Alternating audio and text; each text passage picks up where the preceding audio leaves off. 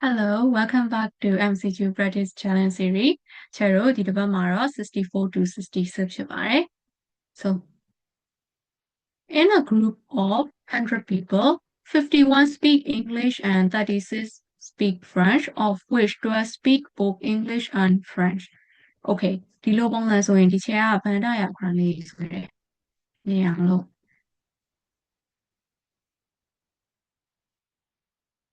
အဲ့တော့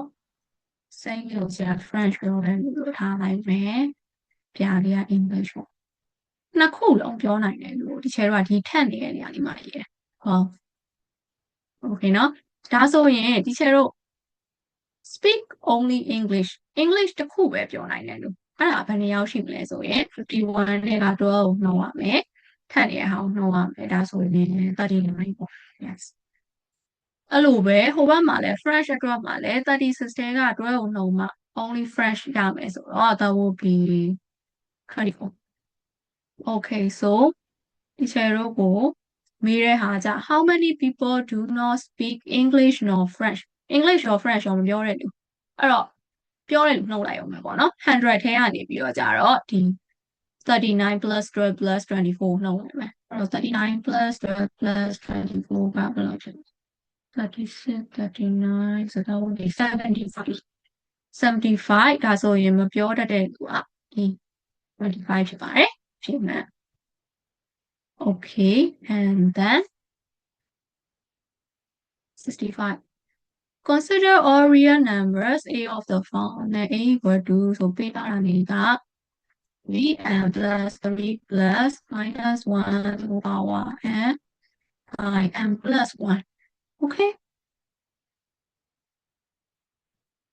အဲ့တော့ဒါကိုဒီချက်နည်းနည်းလေးရှင်းအောင်ပြောင်းရေးလိုက်ချင်တယ်အရင်ဆုံးဒီလိုလေး 3n plus 3 by n plus 1 plus minus 1 the whole power n by n plus 1 so ရှေ့ဟာမြင်မှာပါ3ကိုပုံပုံလိုက်ကြည့်ပါဦးမယ်နော်အဲ့တော့3 plus 1 by minus 1 the whole power n by n plus 1ဒါ a ဒီချေတို့က a ကို greater than 2.99 ဖြစ်စေချင်တာသူတို့ comma နဲ့ရေးလို့နော် point 2.99 ဖြစ်စေချင်တာဆိုတော့ဒါကြီးတစ်ခုလုံး 2.99 ထက်ကြီးတာကိုလိုချင်တာအဲ့တော့ဒါကြီးတစ်ခုလုံးကြီးတာကိုလိုချင်ရင်3ကိုဟိုဘက်အရင်သွားပို့လိုက်ဒါဆိုရင် minus 1 the whole power n plus 1 greater than minus 0.1 ရမယ်။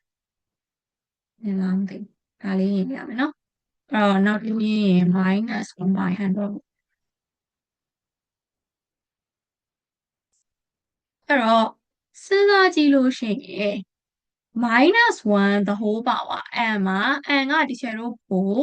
positive integer လို့ပြောထားတယ်။ positive integer ထဲမှာဖြစ်နိုင်တာက even ဖြစ်နိုင်တယ်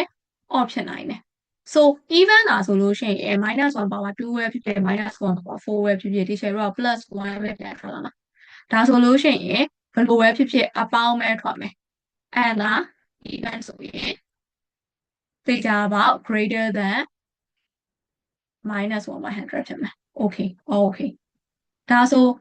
n က odd ဆိုရင်ရော n က odd ဆိုရင်တော့ဒီချေတို့ပြဿနာရှိနိုင်တယ်နော် minus 1ဆိုတော့အကုန်လုံးရမှာမဟုတ်လားအဲ့တော့နည်းနည်းလေးချေတို့ပြန်ရေးကြည့်ရမယ်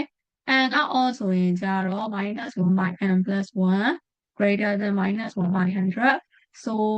minus 6စီရင် minus နဲ့ပြောက်တော့အလဲကဟာက less than ဖြစ်သွားတယ်ဒါဆိုလို့ရှိရင်ပြန်ပြီးတော့ကြတော့သွား n plus 1 greater than 100 and greater than 99 okay နော်အဲ့ဆို n greater than 99ဆိုတော့ odd ဆိုလို့ရှိရင် greater than 99ဖြစ်မှာဒီချေတို့ကအခု greater than 2.99 a တန်ဖိုးကအဲ့လိုရမှာအဲ့တော့ဒါဆိုရင်1လည်းမဟုတ်ဘူး2လည်းမဟုတ်ဘူး all လည်းမဟုတ်ဘူးဒီချေတို့အဖြေကတော့ infinite မရေမတွက်နိုင်အောင်ရှိတယ်ဒါပေမဲ့အကုန်လုံးတော့မရဘူးအဲ့တော့ a ကိုရွေးရမှာပါ infinite but not all ဘာလို့လဲဆိုတော့ဒီချေတို့ n က even ဖြစ်ရင်ဖြေရမယ်ဒါမှမဟုတ်လို့ရှိရင် n က greater than odd ဖြစ်မယ်ဆို greater than 99ပါနော် okay ဒါဆို66ကတော့ဒီချေကမြင်လို့ရအောင်ပုံလေးဆွဲထားတယ်ပုံလေးဆွဲမှမြင်ပါ so how many are the points verified by all three condition 3ခုလုံးလည်းကိုက်ရမှာเนาะ so x plus y the whole square equal to 1ကကြတော့ 0 x plus y equal to plus or minus 1 x plus y equal to 1ဆိုဒီချိန်က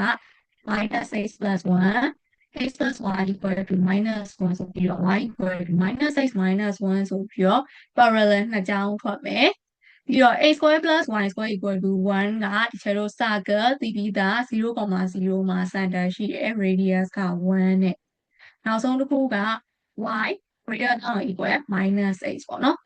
အဲ့တော့ချက်အဲ့ခါကိုဆွဲထားတဲ့ဟာလေးပြမယ်ဒီမှာ x square plus y square equal to 1 center circle ကြီးရှိတယ်ပြီးလို့ရှိရင် y equal to minus x plus 1ရယ် minus x minus 1ရယ်ဟိုမှာ parallel နှစ်ကြောင်းတွေ့မယ်ထင်ပါတယ်ပြီးတော့ကြတော့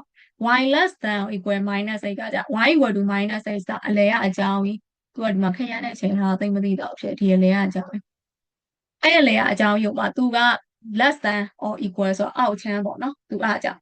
အဲ့ငယ်အောက်ချမ်းကိုသူအယောင်ချေပြတာအဲ့တော့ဒီ condition တွေအကုန်လုံးနဲ့ကြိုက်တာကိုလည်းကြည့်လိုက်ရောဒီချေတို့မှာဘာပဲသွားတွေ့လဲဆိုတော့နှစ်ပွားပဲသွားတွေ့တယ်โอเคเนาะဒီမှာပုံမှာကြည့်လို့ရှိရင်ရှင်းရှင်းလင်းလင်းမြင်ရတယ်ဒါကြောင့်ဒီချေတို့ရဲ့အဖြေက2ဖြစ်ပါတယ် so let's see ဒီမှာအဖြေကမှာ b 2ဖြစ်ပါတယ်2ပါ okay so that's all for today ပါ see you next week bye bye